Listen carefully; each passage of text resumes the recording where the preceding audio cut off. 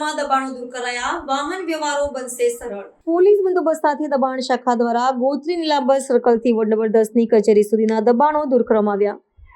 આ કાર્યવાહી મુખ્યત્વે માર્ગ પર થતી અતિશય વાહન વ્યવહારની સમસ્યાને ધ્યાનમાં રાખીને કરવામાં આવી હોવાનું જાણવા મળ્યું છે. આ ઝુંબેશ દરમિયાન ગેરકાયદેસર બાંધકામો અને ફૂટપાથ પર મૂકેલા સામાનને હટાવી દેવામાં આવ્યો હતો. વર્ષોથી વડોદરા શહેરના ગોત્રી વિસ્તારમાં ફૂટપાથ અને રસ્તાઓ પર નાના મોટા દબાણો ઊભા થયા હતા, જેના કારણે રાહદારીઓ અને વાહન ચાલકોને ભારે મુશ્કેલીઓનો સામનો કરવો પડતો હતો. દુકાનદારો દ્વારા રસ્તાઓ પર સામાન મૂકી દેવાતા ફૂટપાથ પર ચાલવા માટે પણ જગ્યા રહેતી ન હતી, જેના પગલે નગર પ્રશાસન દ્વારા આ ખાસ દબાણ હટાવવાની કાર્યવાહી હાથ ધરવામાં આવી હતી. આ કાર્યવાહી દરમિયાન કોઈ અનિચ્છનીય ઘટના ન બને તે માટે પોલીસ દળ પણ તૈનાત કરવામાં આવ્યું હતું. દબાણ શાખા દ્વારા આ પ્રકારની કાર્યવાહી શહેરના અન્ય વિસ્તારોમાં પણ કરવામાં આવે તેવી શક્યતા છે, જેથી નગરજનોને ટ્રાફિક અને અન્ય સમસ્યાઓમાંથી રાહત મળી શકે છે.